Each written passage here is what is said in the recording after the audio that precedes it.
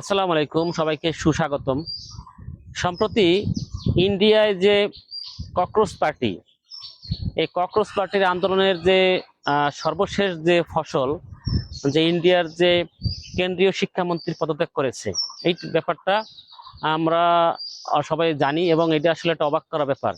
এর আগে আমরা জানি যে ইন্ডিয়ার যে শিক্ষা যে সচিব, সে পদত্যাগ করেছিল।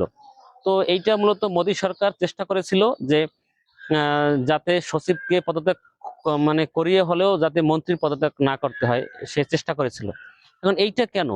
কিন্তু এটা কারণটা হলো যে বিজেপি সরকার, বিশেষ করে লাস্ট যে মনে করেন এই 15 বছরে, তারা কিন্তু তাদের যে একনায়কতন্ত্র, তাদের যে মানে একরোখা মনোভাব, মানে বিজেপি সরকারের সব সময় পলিসি হলো তারাই সঠিক আর বাকি সবাই ভুল, মানে যেটা আমরা ইন্ডিয়ার রাজনীতি বিশ্লেষণ করলে দেখতে পাই। তো এটা কিন্তু ছিল অনাকাঙ্ক্ষিত। এখন অনাকাঙ্ক্ষিত ব্যাপার কেন কাঙ্ক্ষিত হলো? কারণ এখানে একটি খুব একটা মজার একটা সমীকরণ কিন্তু এই দক্ষিণ এশিয়ায় ঘটছে। আমরা জানি যে বাংলাদেশে যে জুলাই গণ অভ্যুত্থানের ফলে সাবেক আওয়ামী লীগ সরকারের পতন ঘটেছে। এরপর আমরা দেখেছি নেপালে একবারে সেম স্টাইলে সেম ভাবে সরকারের পতন ঘটেছিল। এর আগে আমরা দেখেছি শ্রীলঙ্কায় কিন্তু এইরকম একটা পতন ঘটেছিল। তো এখন এই যদি আপনি এই যে সমীকরণটা দেখেন, এটা কিন্তু প্রায় 98% মিলে।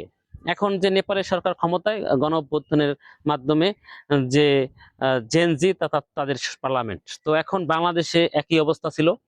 এখন এই যে ইন্ডিয়ার যে এই ঘটনাটি, এটা কিন্তু একবারে বাংলাদেশের যে জুলাই গণ অভ্যুত্থানের যে পটভূমি, একবারে সেম টু সেম, কোনো পার্থক্য নাই। এমনকি বাংলাদেশের যে জুলাই গণ অভ্যুত্থানে যে যে কি বলে ওইটারে যে স্লোগানগুলো ব্যবহার করা হয়েছে, যে ইনকিলাব জিন্দাবাদ, এইটাকে কিন্তু বাংলাদেশের যারা বিশাল বড় বড় সুশীল, তারা বলতো এটা পাকিস্তানের স্লোগান, এই হ্যান ত্যান কত কথা। কিন্তু কি দেখা গেল, যে এই ইনকিলাব জিন্দাবাদ এই ইন্ডিয়াতে স্লোগান দেয়। পরবর্তীতে অনেকে জানলো যে ইনকিলাব জিন্দাবাদটা হলো যে এইটা মূলত ভারতীয় উপমহাদেশের একটি স্লোগান, এটা মূলত কোনো পাকিস্তান বা কোনো ধর্ম বা এইরকম কোনো স্লোগান না। যাই হোক, আমাদের দেশে ট্যাগিং এর রাজনীতি হয়, এটা খুব স্বাভাবিক চলে। এখন মানুষ খায়, না হলে তো আসলে এইভাবে হয় না।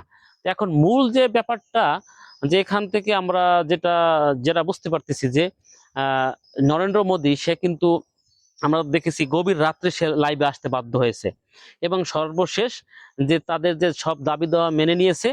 এবং এমনকি মোদির যে গদি, এই গদি কিন্তু অলরেডি নড়েচড়ে বসেছে। কারণ অনেকের ধারণা ছিল যে মোদি হয়তো বা এইবার টিকবে না, কিন্তু আমি লাইভে কথা বলেছিলাম, আমি বলেছিলাম যে মূলত ইন্ডিয়া একটা কেন্দ্রীয় শাসিত সরকার, এখানে অনেকগুলো প্রদেশ। তো এখানে মূলত সরকার ফালাইতে হইলে আরো অনেক বৃহৎ আন্দোলন দরকার, মানে যে আন্দোলন হয়েছে এটা অনেক বড় আন্দোলন, কিন্তু এটাও যথেষ্ট না যে মোদী সরকারের একবারে পতন ঘটাবে। কিন্তু যেটা হয়েছে, মোদী সরকার এই প্রথম তারা সবচেয়ে বড় একটা ধাক্কা খেয়েছে। এবং আমরা পরবর্তী যে জাতীয় ইলেকশন হবে ইন্ডিয়ার, আমরা সেখানে দেখব এই ককরোচ পার্টি বা এই ককরোচ পার্টির একটা অ্যালাইন মিলে একটি বড় সংখ্যক আসন পাবে, এতে কোনো সন্দেহ নাই। কারণ এই ককরোচ পার্টি অলরেডি একটা শক্ত এস্টাবলিশ দাঁড় করতে পেরেছে। এমনকি এই ককরোচ পার্টিকে সাপোর্ট দিয়েছে ইন্ডিয়ার যে সেকেন্ড লার্জেস্ট যে পার্টি, কংগ্রেস। এবং সেখানে আরো যে পার্টি আছে ইন্ডিয়া ব্যাপী, আমরা জানি যে বিজয় থালাপতি, সেও এখানে এই আন্দোলনে আসছে। এবং এখানে বলিউডের বড় বড় যারা তারকা, তারা এখানে সংযুক্ত হয়েছে। ইন্ডিয়ার বড় বড় যারা ব্যবসায়িক, যারা পলিটিক্যাল বিশ্লেষক, তারা যুক্ত হয়েছে। তো এখানে মোদ্দা কথা, এখানে একটি বিশাল বড় গণবিস্ফোরণ ইন্ডিয়ার মাটিতে, নয়াদিল্লির যন্তর মন্তরে এইটা ঘটেছে। তো এইটার আসলে কি আপনার এটার প্রেক্ষাপট কি? এটার প্রেক্ষাপট সামনে আমরা ওদের ভবিষ্যতে আমরা ইন্ডিয়ার রাজনীতিতে এর ভালো একটি ইম্প্যাক্ট বা প্রভাব দেখতে পাবো। নরেন্দ্র মোদী সে অবশ্যই এ থেকে শিক্ষা নিবে। আর যদি সে শিক্ষা না নেয়, এবার পতন ঘটা সে ঠেকাতে পেরেছে, কিন্তু আগামীতে এর চেয়েও যে বড় আন্দোলনগুলো হবে, সে কিন্তু এই পতন সে ঠেকাইতে পারবে না। তো যে কারণে যেটা এবার হয়তো বা একবারে অল্পের জন্য এই গদি টেকছে, কিন্তু সামনে কিন্তু এই গদি টেকা কঠিন হয়ে যাবে।